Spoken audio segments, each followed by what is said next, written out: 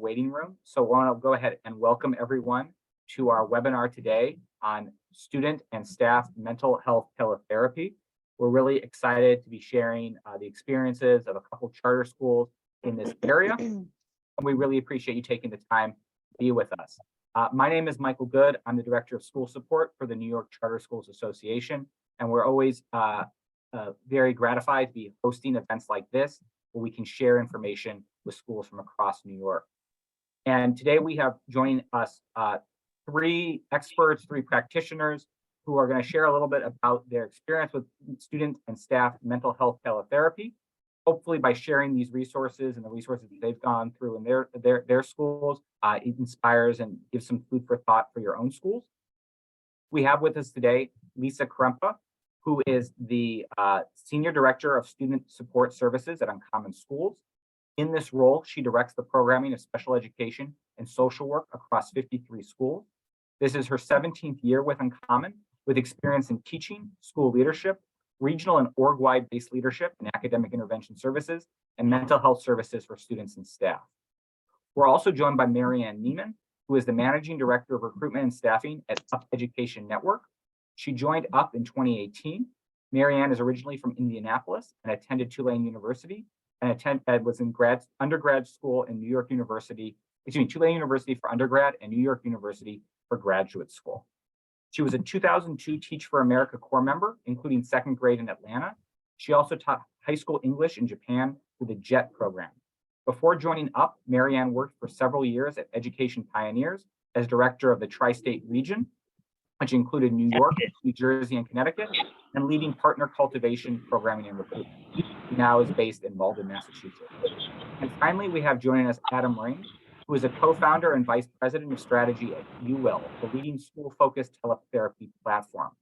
Adam oversees UWIL's K-12 charter school and district-wide efforts. Before co-founding UWIL, he was a co-founder of FFI, a leading online program management provider of certificate-based programs.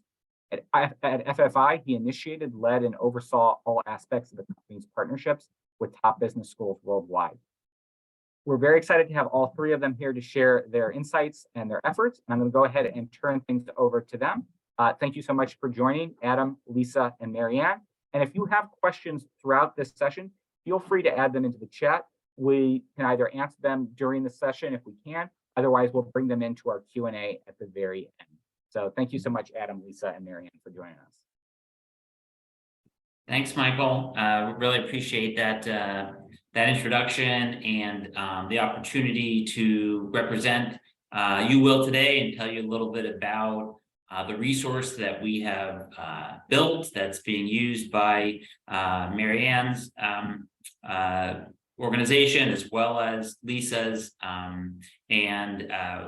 First of all, I should say that I'm a New York City resident. My sons go to one of the member institutions, the Brooklyn Urban Gardening School. So if there are any Bugs administrators there, please tell them you know Caleb and Isaiah Ring. They'll be really impressed. So love New York City charters, love New York State charters. So just wanted to make that plug. And they love the school, so it's a great school. Anyway, what I thought we could do here is really I'm going to spend a few minutes just giving you an overview of who and what UWIL is, so you can have the context, and then really spend most of the time having Lisa and Marianne explain how they think about a student and staff and faculty mental health, and then certainly questions and answers after that. And as Michael mentioned, if you have questions, use the chat and we'll answer them as we go.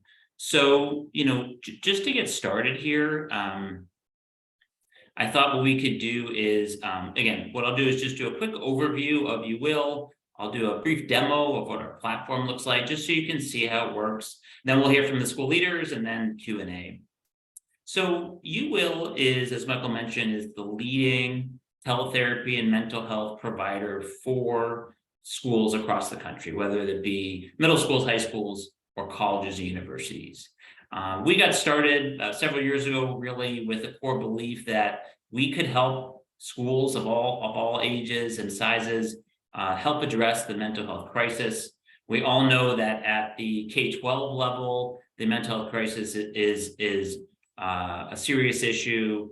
I was looking up some stats just the other night. I think 17% of K-12 students have some diagnosable condition, and only about half of those students are getting professional support. So when you look at it at scale, you're looking at something like 4 or 5 million students are not getting the support that they need. On the staff and faculty and administration side, of course, we all know about burnout, about job-related stress, and these trends were going on before the pandemic and then have only accelerated since then. At the same time, there's not a great way to figure out a solution here. It's hard to find counselors. It's hard to have diverse providers to mirror the demographics of your students. It's hard to provide support after hours and on weekends. And so we felt that we could build a platform that could help solve this problem in a small way by bringing in licensed therapists who could work with students as well as staff and faculty to help them feel better, to help support their mental health issues, get them back on track, and be just a great resource so that they can be as successful as they should.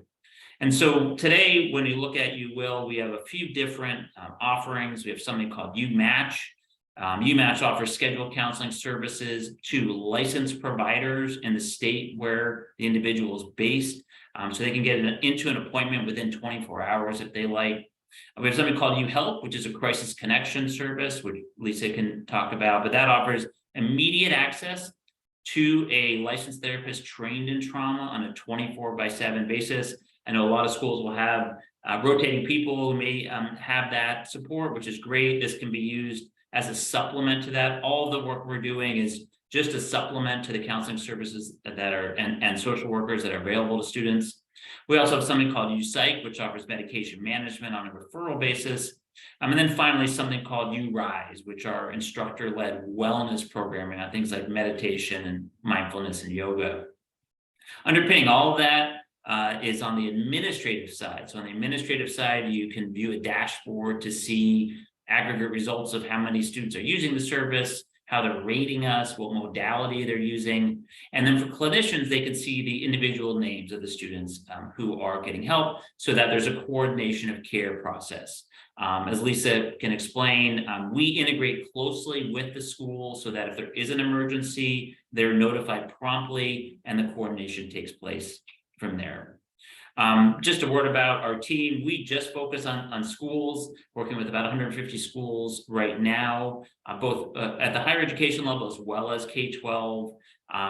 Looking at some schools in New York, schools like CUNY SPS, Jump Out, Success Academy Charter Schools, Uncommon, Union College, and Utica University, and then broader, speaking on the K-12 side, Up Education, which Marianne can speak about, and then Phillips Academy as well. So let me just, I'm going to pull up a demo here, and it takes just a few minutes, but I think it'll be helpful.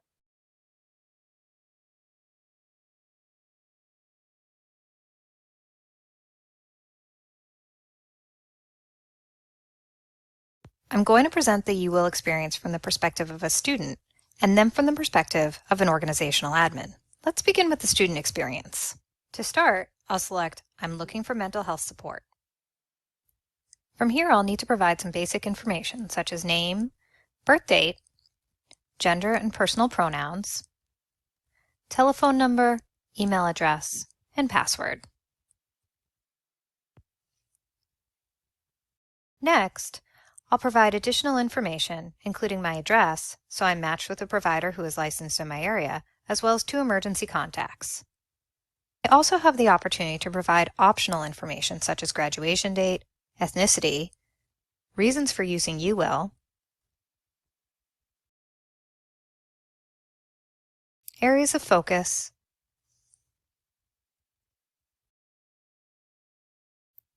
and anything more I'd like to share. On this last screen, I'm presented with terms and conditions. Once reviewed and agreed to, my registration is complete. Following registration, I arrive at the UWill dashboard, where I can research therapists, book an appointment, explore URise, and adjust my profile information. Let's walk through a provider search. I'll start my search by indicating my preference around gender and how soon I'd like to see a therapist. Note I have the option to filter my search with additional items such as ethnicity, language, and focus area. Once my preferences are in, I then select Find Therapists. I'm now presented with a list of therapists to choose from. As you can see, I can easily sort through the provider profiles to get a sense for who they are. Okay, I think Carrie looks like a good fit for me. Let's see what her availability is. I'd like to find a time midweek in the afternoon, so I'll look at Wednesday. 2 o'clock looks good. I'll select a video appointment, and after that, I have the option of including an additional note to Carrie to offer her a bit of background as to why I'm looking for support. Since this is my first appointment with UWill, I'll need to read and agree to an informed consent form. Note this consent form is only required for my first appointment with UWill. And that's it. I'm greeted with an on-screen message and will receive an email confirmation regarding my appointment. I can return to this dashboard at any time to view the appointment details, reschedule, or cancel the appointment. Let's take a moment to review some of the other items on this dashboard. Beyond booking an appointment with a therapist, I can also access URise directly from my dashboard. URise presents instructor-led programs designed to complement therapy, offering tutorials, best practices, and tips across a range of topics such as self-esteem, resilience, stress and anxiety, and sleep. URise is continually introducing new events and exercises on a regular basis. Finally, UHelp information is also featured on the dashboard. With UHelp, students in need of urgent mental health support can speak with a licensed counselor trained in crisis. Available 24/7, UHelp providers are prepared to assess, de-escalate, and stabilize the student with consideration for emergency coordination where appropriate.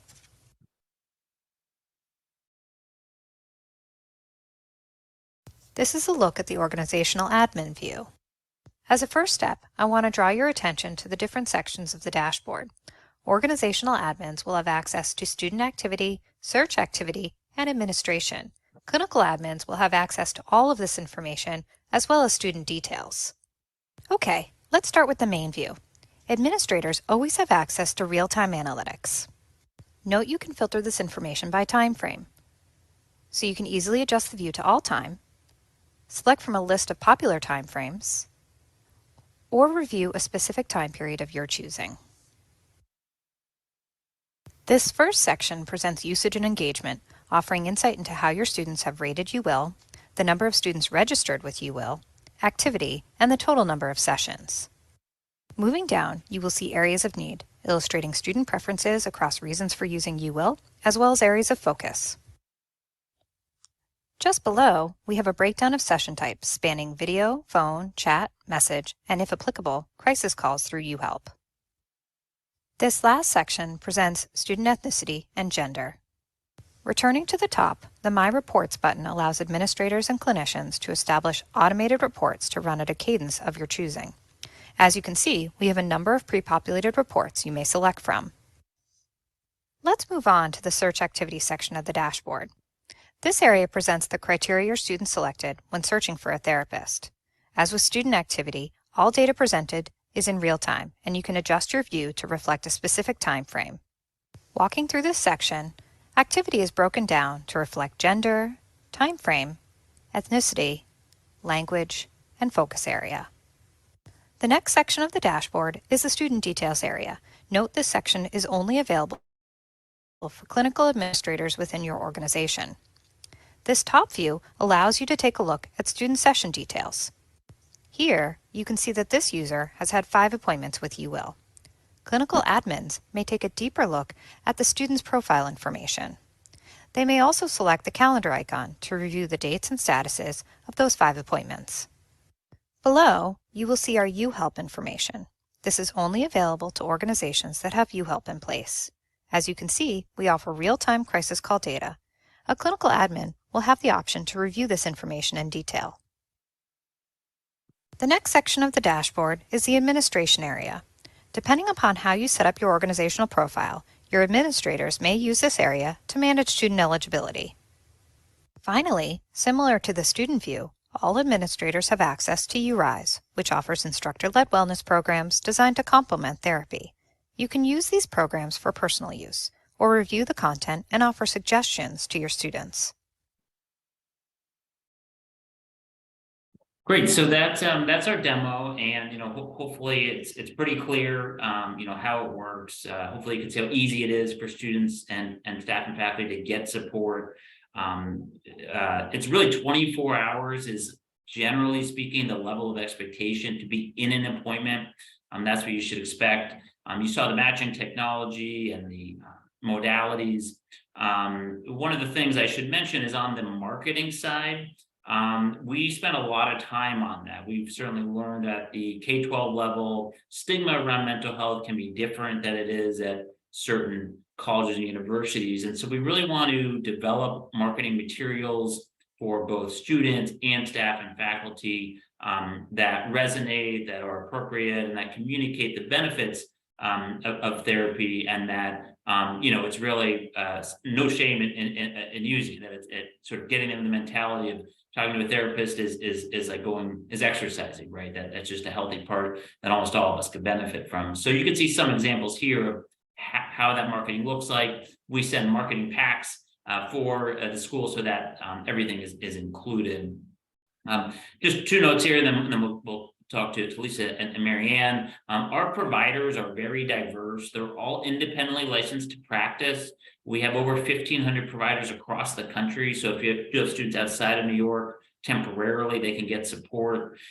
They're very diverse. 40% identify as BIPOC, 25% identify as LGBTQIA. It's really important for our service that students feel like they can choose providers who they can identify with and who have shared experiences. That's a critical component to us and something we're really proud of. And so in summary, I appreciate that you all listening to our story. It's the bottom line is UWIL is a very easy resource to bring on to add capacity of mental health resources to either students or staff. Hopefully that's clear. The way the model works is the school essentially pays us, so it's free to those either staff or students, which they like. They can pick the provider that they want. They can stay with that provider. We have great diversity, and we think our focus on schools has been good. So that's kind of our story here at UWIL. And I'm happy to answer questions specifically at the end, but I want to kind of just shift gears and first, bring in Lisa, who's been one of our early partners, and I'm really honored that she's sharing the virtual stage today with me. Lisa, I'm sure people are familiar with Uncommon, but I imagine that given your background, people would love to learn a little bit more about Uncommon and about your work and about mental health resources and what types of wraparound solutions you have in place. Sure. Thank you so much. Lisa Krempa. I'm the Senior Director of Student Support Services. I've spent 17 years in Uncommon Schools, served as a teacher, as a building leader, as a regional leader, and an org-wide leader. So I'm hoping that when I speak, I'm also able to connect the dots here for any level of leadership or any level of staff on the call. There's so much that was a gift from UWIL in terms of filling a gap in services and bridging quality services to families in all of our cities. So Uncommon serves 53 schools total across 3 states, New York, New Jersey, and Massachusetts, and 5 cities, New York City, Newark, Camden, Boston, and Rochester. And while all of the cities are different, they all pose very similar challenges for mental health resource access to schools. Significant barriers in transportation, in ease of access, in diverse providers, in insurance and coverage, super long waiting list post-COVID, et cetera. So I'll talk about those and those connections and why it's so important to have flexibility and resources and direct offerings to families. But 34 of our schools are actually utilizing services. In our first year, we started only with high school. High school was the main priority. Post-COVID, our high school leaders were reaching out for help in servicing a larger population of students that hit crisis moments in schools, support for their social workers. So we really did implement an org-wide priority for social emotional learning and increase number of staff for school-based social work and counseling, but those team members are still overloaded. They're working with attendance, they're working with day-to-day needs of students, they're integrating, they're teaching SEL, they're providing counseling services, they're working on like so many work streams that even with schools that have, 1 to 5 social workers on site, this service has provided a really unique opportunity. And safe to say for me, like it is an extension of support to both the staff, the leaders, and students and families themselves. What I would say too is if this done well and integrated into programming, like shares that on all levels. So our social workers feel like this is not a replacement for school-based counseling. This is a different offering.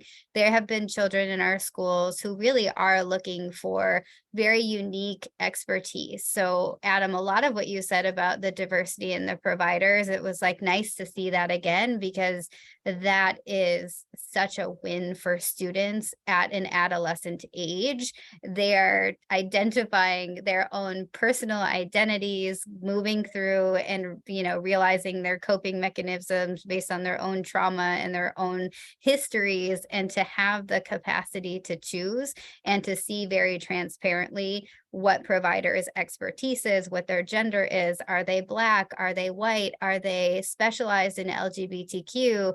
Is unmatched to any service that we have, reviewed or been connected with in the past. And that is nothing negatively against our social worker, but a social worker is one person and cannot be an expert and a person who a child is always seeking to find. And that's, we have been very sensitive in that messaging to our own staff to say, like, this is an additional resource that fits all of these branches of needs for specific student cases.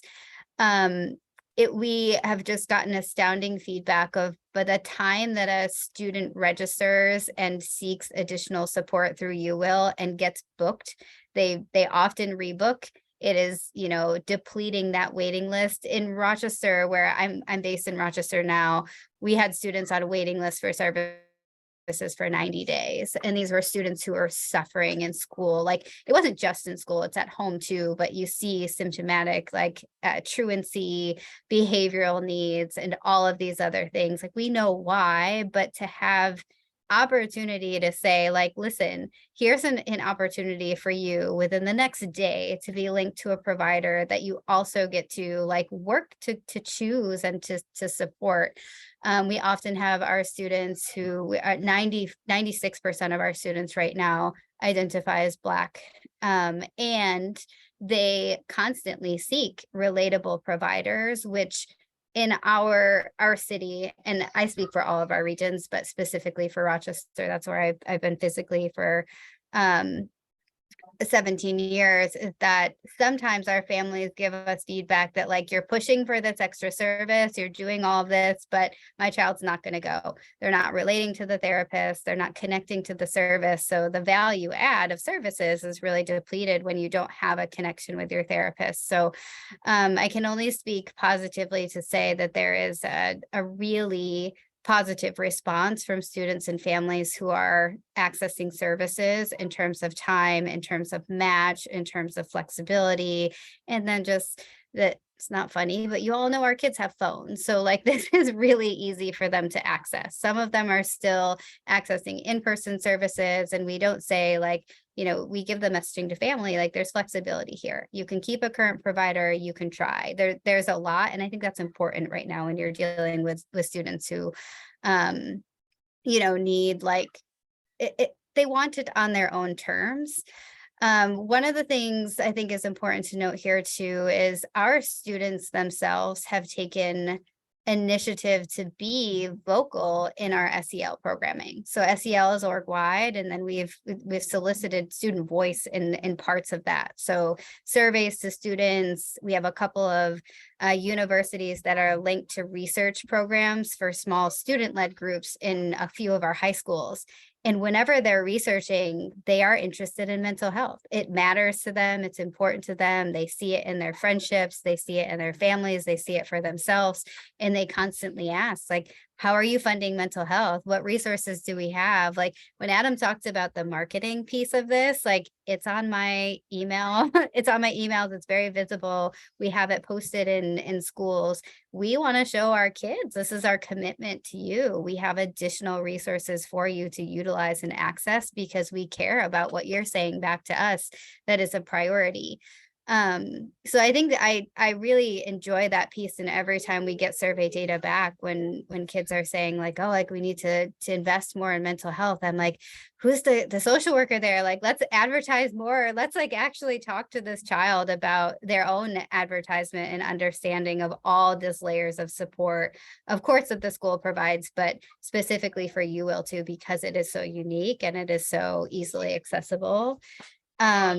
We get data on a monthly basis that shows why our students like the focus areas of the therapy. And I would love to say like, oh, like we knew that already. There have been surprises in the trends for us that have helped us also integrate and connect what we are doing for programming and how our whole schools and our social work programming are responding to that. So I think the easy ones are like, most of our schools, you have kids who struggle with anxiety, struggle with depression, struggle with trauma. Those come up.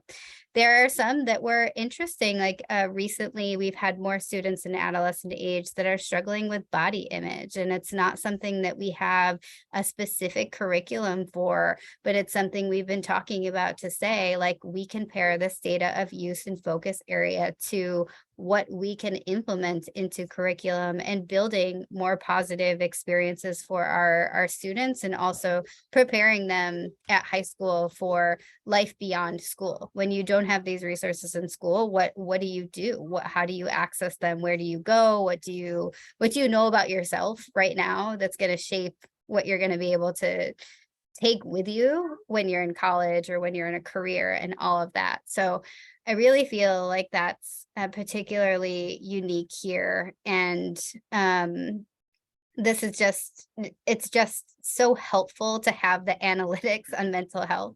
It's a very hard area to really concretely express needs. People talk about it all the time and it's like buzz across all schools. And when you read articles in Ed Week and all of these things, like they give you valuable bigger themes here, which we're all seeing and feeling in our schools. But when you have the data to say like across 34 schools, here's how many kids used it right before the holiday, right after the holiday for this particular focus area, that's powerful. And we share that. We share that openly with school leaders, and we share that with our teams to be able to express this as not only a need, but what we are doing and what we are committed to support it for students. And it's powerful for me in a leader seat. And I also integrate and talk to the people who lead on the ground and are with kids on a daily basis very often. So that impact is felt across the child, family, school, and organization. So we're grateful. And I think that's my general overview and selling of how like this has been significantly impactful on many layers. But happy to answer any questions or support any specific dialogue that people are interested in hearing as well. Great.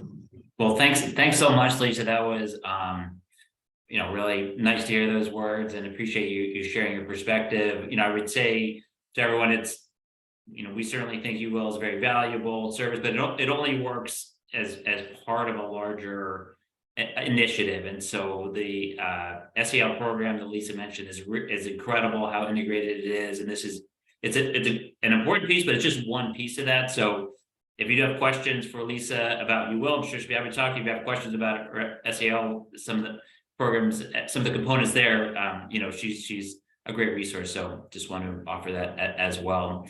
So let's shift gears. And again, thanks, Lisa. So I'd like to introduce Mary Ann to talk about, to introduce Up Education Network, and then maybe talk about how you all thought about staff and leadership on mental health. Great. Hi, everyone. My name is Marianne Neiman. I'm the Managing Director of Recruitment and Staffing at Up Education Network. A little bit about us. So we are a nonprofit school management organization based in Boston, and we partner with Boston Public Schools to manage 3 schools. So we're really like a mediary between the school and the district to add additional support and additional capacity while managing the schools. We currently have 3 schools. We have 1 middle school, 6th through 8th grade, 1 pre-K through 8, and 1 elementary school, all part of Boston Public Schools. So overall, we work with about 1,500 kids and about 300 staff members. The idea of us is really, if we can add capacity to the schools, then the schools can really focus on what's important, which is our kids. So that's kind of the area that we function in. Why we started thinking about You Will. So coming back from COVID, as we all know, we saw a lot of trauma, a lot of baggage, a lot of challenges, mental health and beyond that our kids were bringing back with them, but also our adults. We have staff members who lost family, who lost friends, who were really sick themselves. And it was a really hard transition from teaching remotely, from teaching hybrid, whatever they were working with, to coming back to schools every day. And there was so much anxiety around this. Am I going to catch COVID? Like, am I going to get sick? So many anxieties that came with this. So we really started digging in and thinking, how can we support our adults? We have a lot of supports in place for our students. So we have extra social workers, psychologists. We also do, like Lisa at Uncommon, we do a lot around social emotional learning, and we have a curriculum, community partnerships, but we really hadn't dug in to think, what can we do for our staff? So we started with looking at our working conditions. What can we change? So we looked at our length of year. Is there a way we can be more flexible? The length of our day, our daily schedule to give more breaks. We looked at all of that. We made some changes there. We loosened up our dress code. It seems like something so simple, but like being more comfortable after sitting on your couch for a while was really important to our teachers and our staff. So we loosened up our dress codes. We looked into compensation. Is there a way we can get our staff more money for the work that they do? So we were able to make some changes there. And then we started thinking about what partnerships we could make. So one other than You Will, another partnership we have is we have been offering emotional intelligence coaching through Noble Story. Thinking about how can we help our adults like tackle some of these really challenging things that we're seeing. And then we started reaching out to organizations to think, what can we do on the mental health side? And we landed on You Will as a partner. Really, You Will has what we want in terms of ease of use, in terms of confidentiality, in terms of cost, in terms of just being a really clean platform, as you saw earlier today. We started thinking about, okay, well, all of our staff members have health insurance. Like, why don't we go that route? But when we started digging in, we realized there's a therapist shortage, excuse me. It takes a lot of time and energy, and there might be a cost. Don't have time to go in person. There weren't remote options. We saw there were so many barriers to going that direction that was another thing that made You Will really, really enticing for us. So we decided to partner with You Will. As Adam mentioned earlier, You Will's really great at the marketing side of things. So they worked with us to specialize all of our marketing materials, asked us really what we needed in terms of particular demographics. So we have some staff who would really prefer to have a counselor that speaks their native language. We have others who really wanted a counselor who specializes in LGBTQ plus needs. And they were able to make sure that those counselors were in the mix, which I really appreciate. And I know our staff appreciates as well. So they really took a specialized approach in the meetings that we had early on before we even launched. And I found that like really comforting, knowing, okay, they've got our back. They're doing this individualized approach before we even got started. So where are we currently? We've had a really positive response to our partnership with You Will. I just checked today. So we have about 300 staff members. We've had about 112 of them who have joined and taken on sessions with a 96% activity rate, which is pretty amazing because I know some people just click and never join, but we've had a really high activity rate. Really high rating, so they're very happy. I think 9.38 out of 10, really happy with the sessions that they've had. 239 sessions total, majority video. And I think that's another thing I really like about You Will, because it doesn't have to be in person. You don't have to travel anywhere. There's different modalities, whether it's video or text even, or phone, whatever. That's been really helpful because we know our staff lead busy lives even outside of school. So we wanted to have that flexibility. A couple of things I want to mention too is we talk all the time, and I'm sure all of you do too, about retention of our staff and how important it is for the stability and the structure of our schools and for our students. And we really strive to retain and grow our staff, both for that stability, but also because we know that hiring is really challenging right now. I'm on the recruitment side as well. I can tell you, like, hiring is not easy these days. So we want to keep and grow and develop the people we have. And I really think you will is a piece of that. I don't have a direct correlation on paper, but we have seen an increase in our retention rates since we rolled out UWill and some of the other changes we've made. And that's awesome. And I feel like our staff feels more supported, and we make sure to let them know, like Lisa said, like, we're investing in them as staff members. We have these resources available, and we want to support and keep them here as long as possible. So that's a little bit about where we are. We're really happy with this partnership, and I am happy to answer any questions that you might have on my side of the house. Great, thanks so much, Marianne. That was really great. I think, as I mentioned, as with Lisa, and how we're just one piece of the overall social emotional learning strategy. Hopefully it's clear to everyone that this is just one piece of what Marianne has put in place, whether it be dress code change, as you mentioned, compensation, calendar year. It's just, for us, it's not, again, we think UWill is great, but it's not, it's not a magic trick, right? It's just one piece of an overall strategy that we think can be really helpful. And so, I think both when Lisa reached out, we were, honestly much younger as an organization. And I think Uncommon saw this as teletherapy before it became mainstream in COVID, that this could be really useful for the students to be able to get quick appointments in and out. It didn't have to be a big issue. It could just be a relationship issue or a family issue or academic stress or financial stress. And I think Marianne, at the same time, as you can see, is obviously taking a very thoughtful approach to staff retention. What can we do to differentiate ourselves, to indicate the commitment that we have to our staff, to their mental health needs, and what resources can we put in place that are cost effective, that are part of that. And so I think to be honest, we hadn't even really thought about staff and faculty before. We were so focused on schools, and then Mary and her team sort of said, "Hey, this seems like, could this work?" And we said, "Yeah, this makes a lot of sense." So that's kind of the sort of formal portion. I'm happy to see if anybody has questions. That'd be great. Maybe just to start, I'll throw a couple questions. Marianne, you mentioned particularly coming out of COVID, that you had staff who lost family. I think that certainly mental health pressures were building before that, and then COVID made things worse. Now we're in a little bit of a different stage. What are you seeing now with your staff relative to sort of the worst part of COVID, if that makes sense?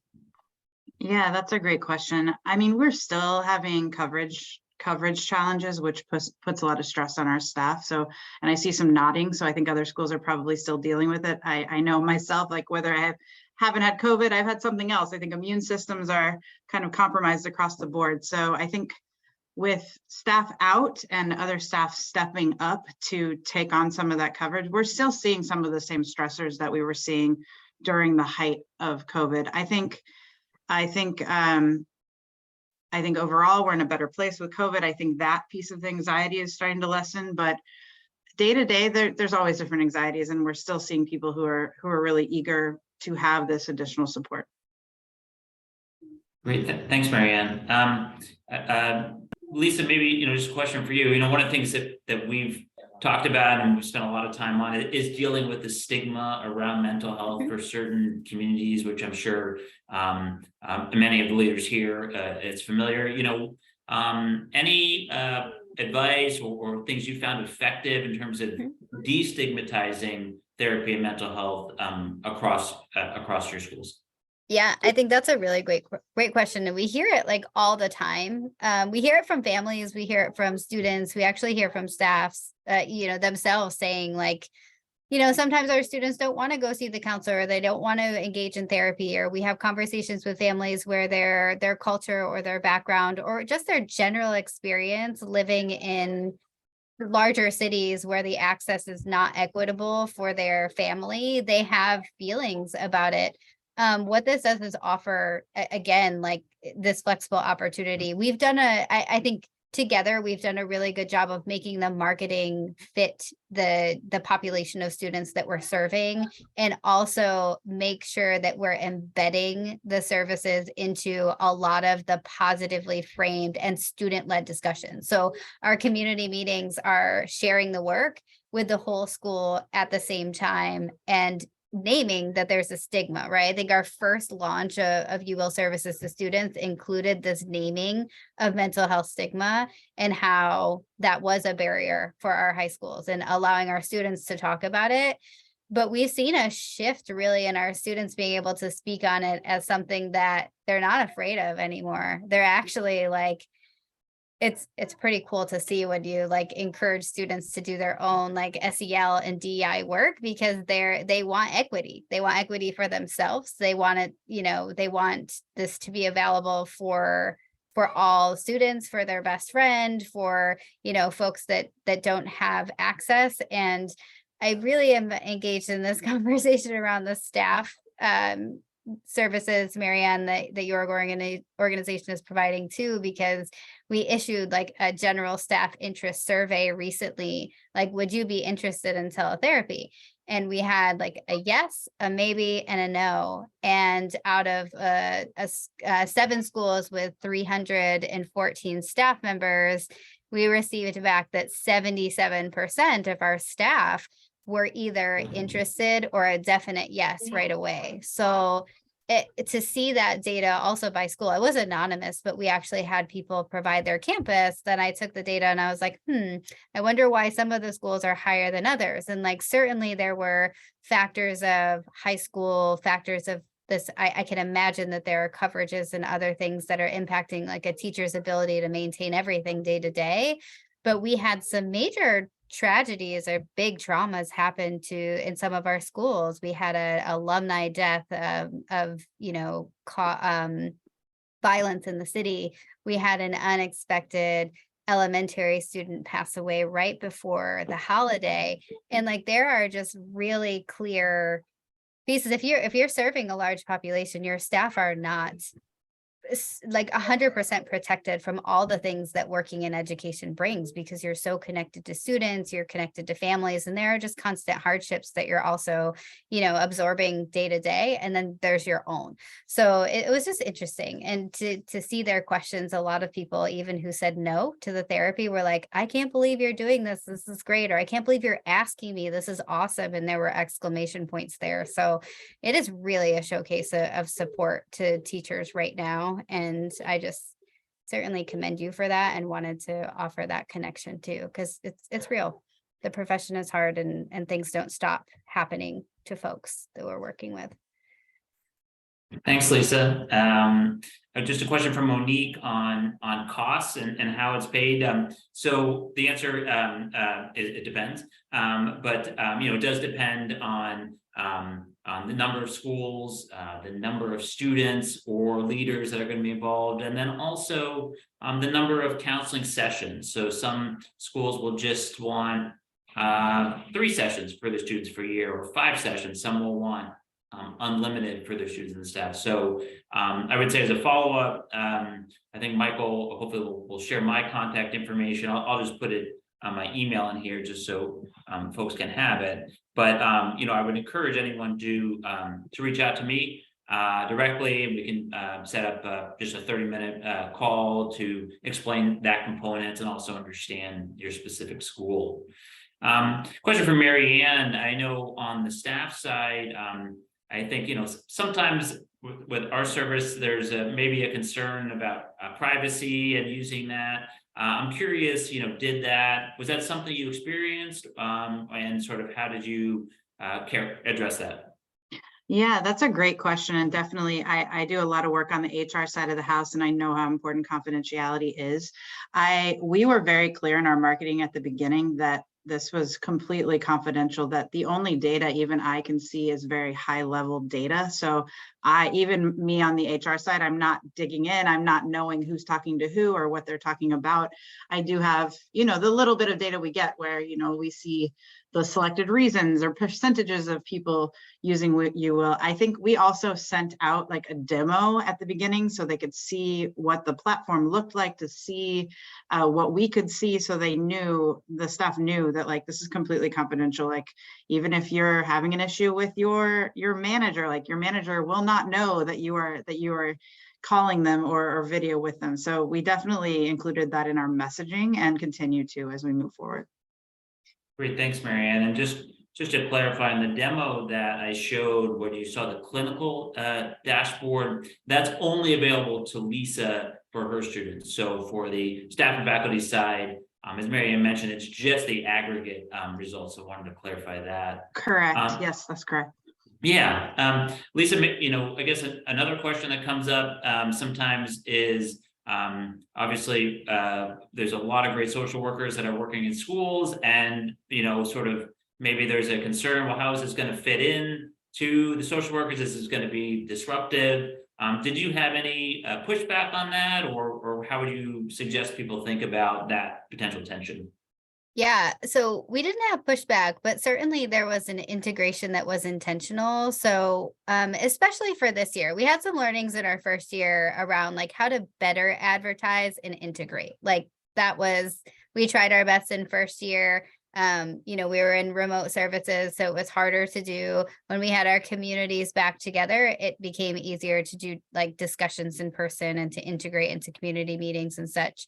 I made sure that our directors and leaders of social work for each of our regions were involved from the beginning, like to state the clear purpose, invest in the why behind the addition of the services, make sure that they knew that this was an integration and also really supplemental to current school-based counseling. There are a lot of social workers that, at first had questions about like, if I'm servicing them and they're getting other therapy, like, how does that work? Like we talked about, we'll offer this to every child. We will advertise to every child. If there are children who are receiving dual services, or if they're complicated situations, like we will learn through those to see what is a best fit. But at minimum, we will identify students that they say, like we do have social workers say sometimes like resistant to counseling or doesn't want to go during the school day. It's hard to schedule, when they have a really intensive high school schedule during the school day. So like now we have opportunities. You can do this before school. We set and offered spaces at the campus to kind of help social workers and families see the integration. So I have certain desks and private spaces in rooms like with partitions or doors where students can access. And that's also been helpful to help it feel like it's part of the program. It's not completely separate.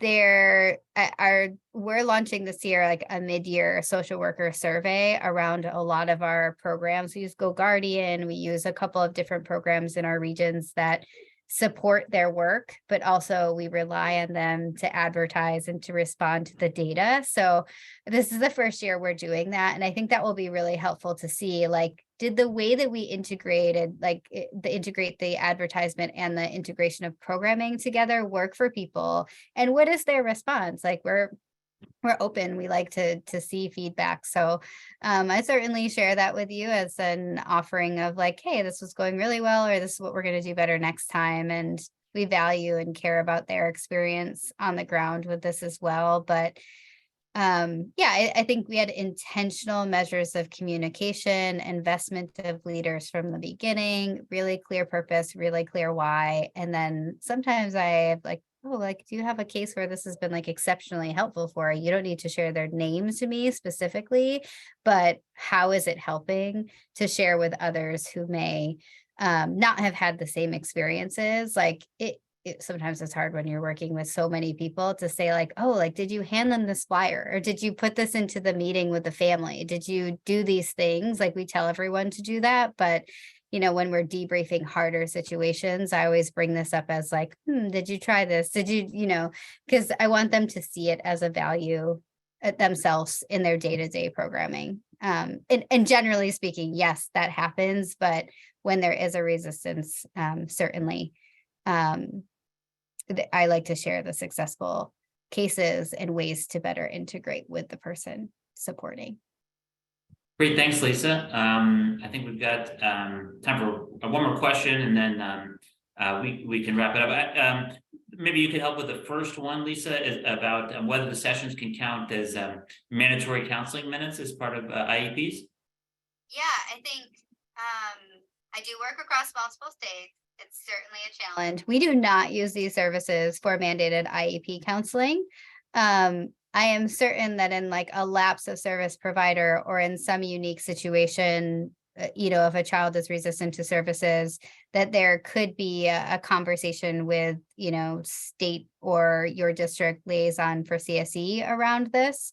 We're using it in addition to those services. And many of our students with IEPs actually do engage in the service. I can safely say that, but we're not counting it as mandated minutes, though they are licensed providers. I really do like the buffer of saying, like, we do have one high school case right now who will not go to counseling in school. So we have offered the service. I was just on the line with my director in New York City to say, like, did you offer this? Because that would be a great showcase of here's everything we're going to try to help a child who's struggling. So thanks, Lisa. And I think, as you mentioned, the way it's structured is that it's marketed to everyone. It's not just the people coming in the door asking for help. So you do get those silent sufferers who maybe want to be seen walking into that social worker's office. They want a private environment, and that's a benefit here.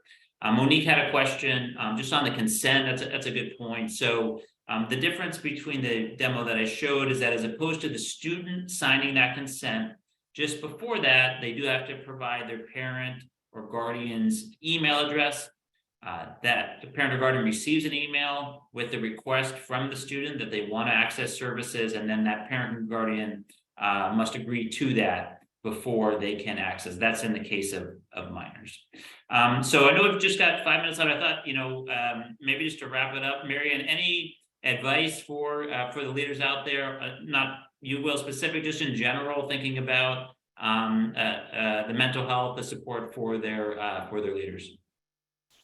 Yeah, that's a great question. Well, I will definitely push you, Will. I think it's been a great supplement to all the work that we're doing, and we're so grateful to have you in the mix. So thank you so much.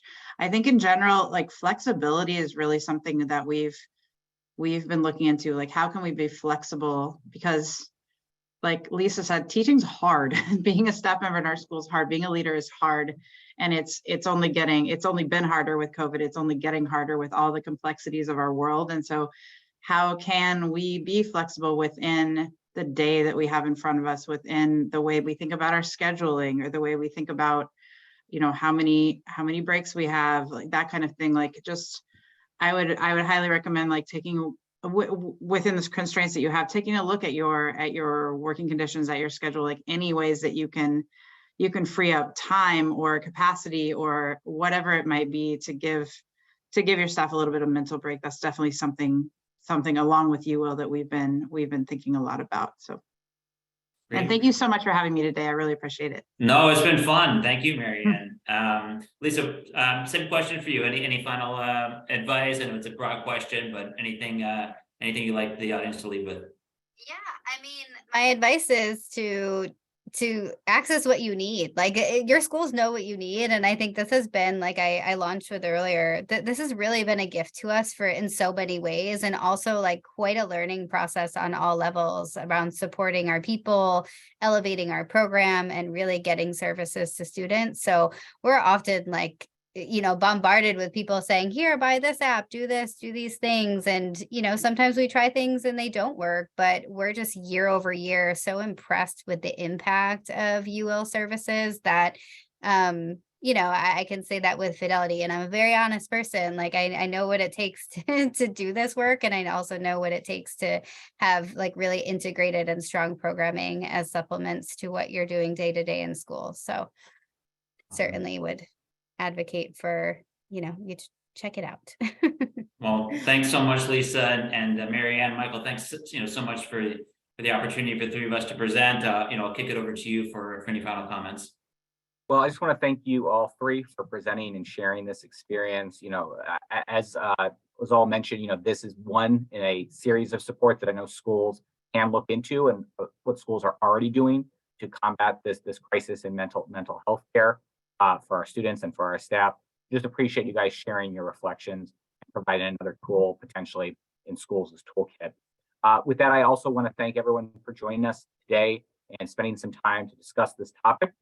For those of you in attendance, I do want to note that we offer these more topic-specific webinars on a regular basis. We typically promote them through our biweekly newsletter that goes out, as well as other direct emails.